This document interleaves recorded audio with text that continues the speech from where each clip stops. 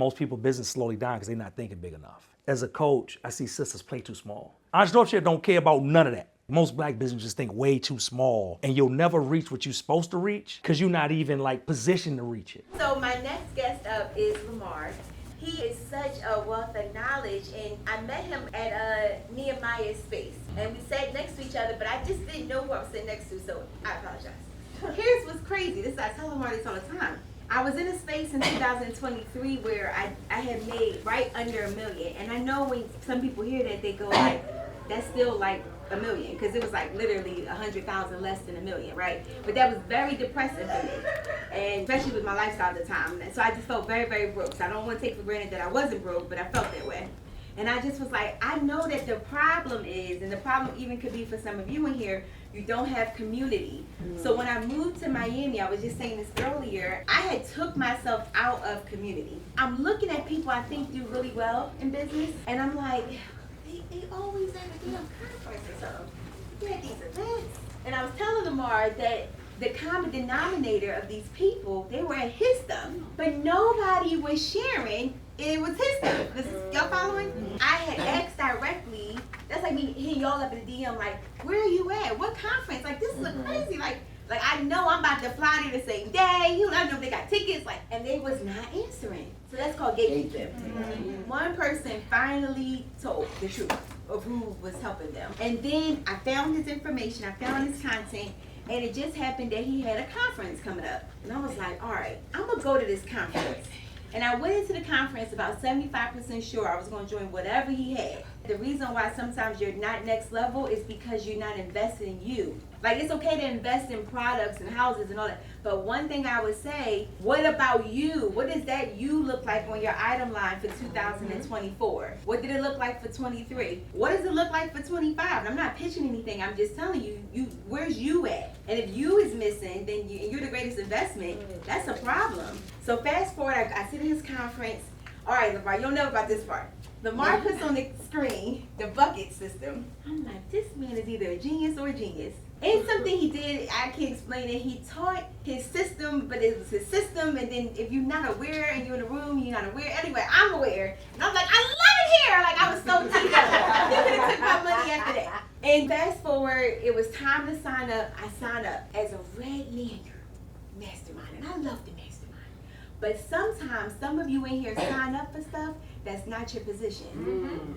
I played too small. I spoke up to one of the coaches, wound up getting back to Lamar. I think I'm in the wrong position. Say wrong position. Wrong position. I felt like I was in the wrong position. And then I want to thank Lamar. What he did was he saw that I was in the wrong position. We agreed. He was like, I want to try something. So we had this event. He intentionally sat me, y'all, this is important, at this table at his event. It was a very intimate event. Now we have joined the mastermind. And he sat me with the collaborative, right? And you're the collaborative, so you know what I'm talking about. So now I'm sitting with them. So I'm not a collaborative member yet, right? So I'm sitting here like, and I'm just amazed at how their brains was working. And I can't explain it, but I was like, oh, I feel like I'm home. This is so good. I'm like, I don't even know what the cost difference is. I'm like, y'all need to charge it. I need to get in it. Because I cannot not be in that group. Because now I don't want to come if I'm not in this group. Like, I got to figure this out. Why is all this important? Because I think this is the season that you guys have to start moving like eagles. And the season that you're in, if you're not careful, you'll hang with pigeons and you'll be the most amazing eagle around all the most amazing pigeons. God bless the pigeons. I'm not saying it the wrong way. But if you're not careful, if you don't treat yourself like eagles, you will never grow to be an eagle. You will always be a really, really cute pigeon. This is not optional anymore. This is cute. But then what happens when you leave here? You just go back to being pigeons? Respectfully, you're not. You're eagles. I see you as eagles. Do you see you as eagles? Does that make sense? So let me be clear, Lamar.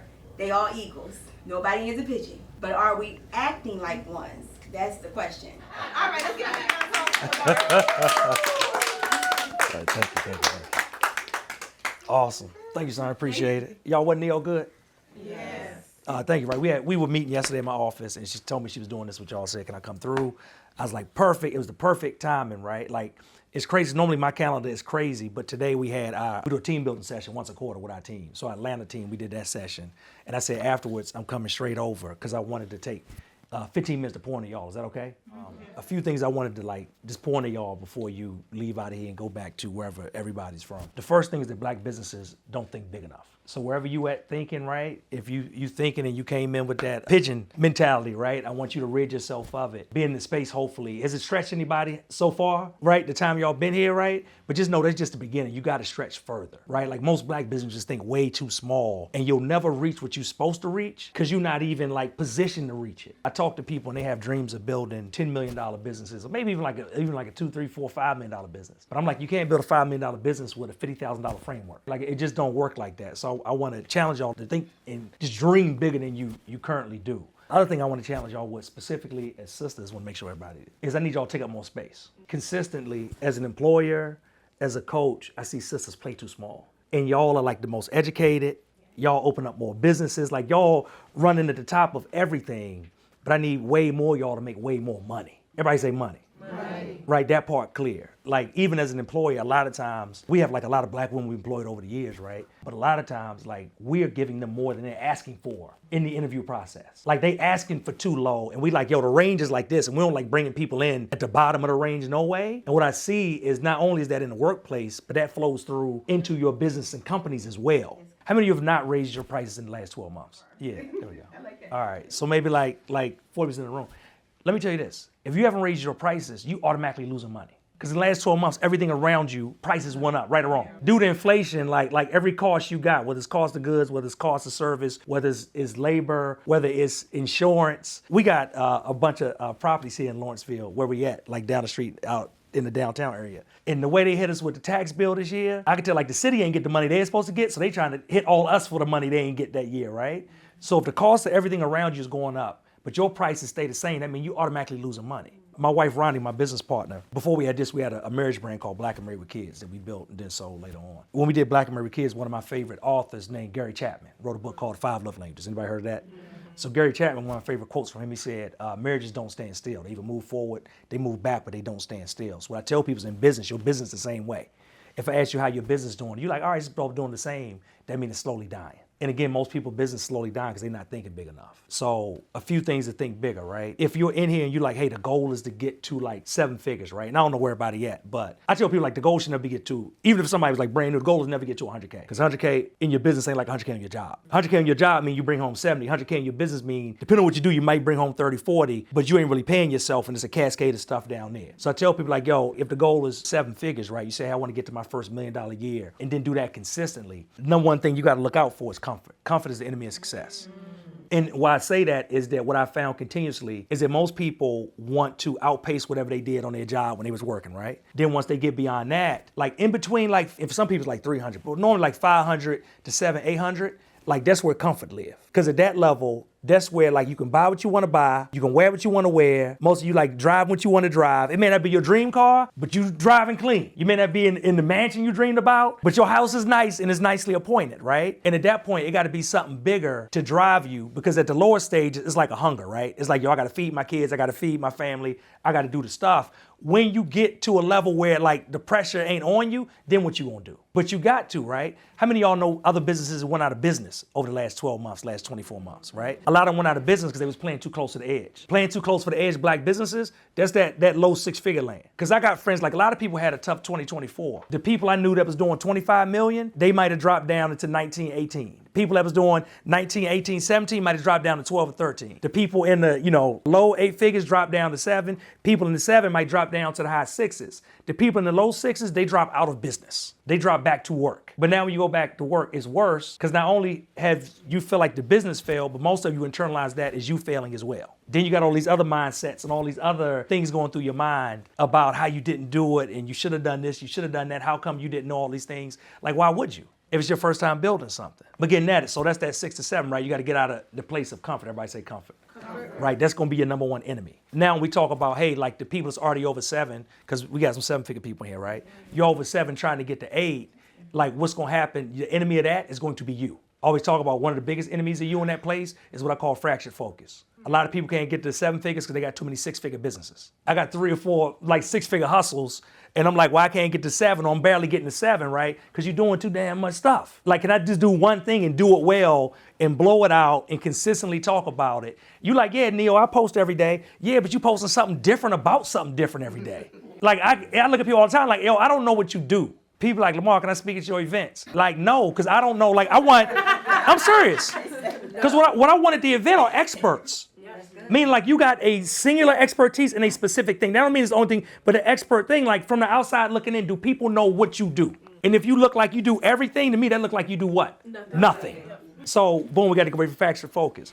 Also, when we talk about, like, hey, I'm trying to get to millions and more, right? You get to a pace where I talk about it's some internal and external things that need to take place. So the internal pieces is you get to a level where you can't do all the stuff yourself no more. And for some of you, that's like the barrier right there because you're still trying to do all the stuff. You hired somebody, they took you through some trauma. I know it's hard. I know that, the hiring pool got pee in it. I know all that. But like you gonna have to commit that, hey, I'm gonna have to keep going through the people until I find the right person and then keep making it happen and get there. So it's some internal growth. Also, like as you go in between, just 7s and the 8, not only do you have to have team, but then you start to build a business where your team got teams. Because if all you have is a row of technicians and all them technicians pull from you, they will deplete you totally. And then you turn around and you're not doing all the manual work you were doing before. They doing it, but they working you. The team got teams, said it again? Yeah, the team got teams. Because what it looked like, what most people do, this is the hiring mistake you make. You go out and you say, hey, I want somebody to do this thing so I don't have to do it anymore. But then when they do it, because who manages that person now? You. And every time they got a question, who they come to? You. And then you get tired because you like, yo, I already told you this 50 times. I did this thing and I did 100 other things with it. All you doing is this little bit of stuff and you can't get this right. And then you start to process and your mind start to tell you, well, you know what? If I got to keep going through this, then I might as well what? Do it myself. You been there before? Listen. So you start to do this right, so then you get rid of that person, and guess what? It's a cycle. And you're in a cycle and you stuck, right? And you can hustle your way through 6 figures. You can like even hustle your way up to 7, but it gets way harder to hustle your way to 8. We talking about get to 7 figures, $84,000 a month. It's like 83,333, but I tell you round up, $84,000 a month. Getting to 8 figures, $840,000 a month. It's a lot harder to just hustle your way solo to $840 a month, right? So then you start doing that. But again, when we talk about your team have teams, that means, all right, now I got people, and not just a layer of people, but it's people that lead those people. So when they got questions, they roll up to them. And I don't lead 20 people that's technicians doing the work. I lead the 3 or 4 people that lead the technicians. I set the vision, I plan the vision, and I see the vision down to them, and they make sure the vision is actually implemented. That makes sense. So that's like that internal growth. Then the external growth is a lot of what Neil talked about. Now we're looking for partnerships. Now we're looking for additional traffic sources. Now we're looking for, like, by the time I get to in the 7s, I know how to sell what I sell, and I know how to convert people. I just got to convert more of them. So then I'm looking for like, hey, what's the part? We had a partnership that was 2 events we did. One of my alumni, one of my former clients is in the AI space heavy. So we did like 2 virtual events with her where we did $250,000 just off them 2 virtual events, right? Where I just got the people towards, she did her thing. So it was 50-50 like y'all was talking about. 50-50s be good. So we did it, but then it had back end off of it. So I looked at it like at the end of the year because I was going to my conference. I wanted to show something. Like off the back end now, them 2 events that initially did $260,000 or something like that, now up to almost $600,000. So at this scale, like I need people to either have their own people I can get in front of, right? We partner with a lot of chambers of commerce and stuff. We partner, and y'all like don't just think we locked into online, but there's a whole lot of business that happen that ain't online. So I want to be clear about y'all, right? Like it's a lot of traditional business go on. So I love going into a chamber of commerce because you deal with online people, nobody get offended. Online people think they know every damn thing. Y'all know this, right? Because they done seen something on YouTube or they done seen a podcast, so they feel like they know what you know, right? And I'm okay with long money. Like we've been doing this one brand, like in June is our 10-year anniversary. So we've been here and we ain't going nowhere. I tell people like, people say, Lamar, I'm gonna join later. I'm gonna join next year, I'm gonna join the year after, I'm gonna join the next event. I say, cool, I'll be here. I say, only thing go up is the price. This is the only thing that changed. Like the price is gonna be different, right? But we'll still be here doing what we do. But it's literally just getting around it. So I want y'all to think big. I want y'all to take up more space. Hey, guess what? You got every degree you need, every certification you need, every qualification you need. Go get the money now. Like it's not one more. Too many times the sisters like feeling like it's one more thing. You got everything. Because in entrepreneurship don't care about none of that. Unless you like a medical doctor or something like that. Like when you went to somebody and they like, you know what, I'm real close to closing on this 10K program you got. But let me just see your degree one time. You know what I'm saying? I just want to make sure your degree is what you say it is from who you, don't nobody care. All they care is like, hey, do you have a solution to the problem I have, right? So get out there with your solutions, get into the marketplace and make sure you take up space. Because when you don't, it's somebody that's half as qualified, that's probably charging twice as much. And it's hurting the people. So then when they do get to you, you got to do a whole lot of convincing that you shouldn't have to do, a whole lot of unprogramming stuff that people already programmed to get what you're supposed to get anyway in the beginning.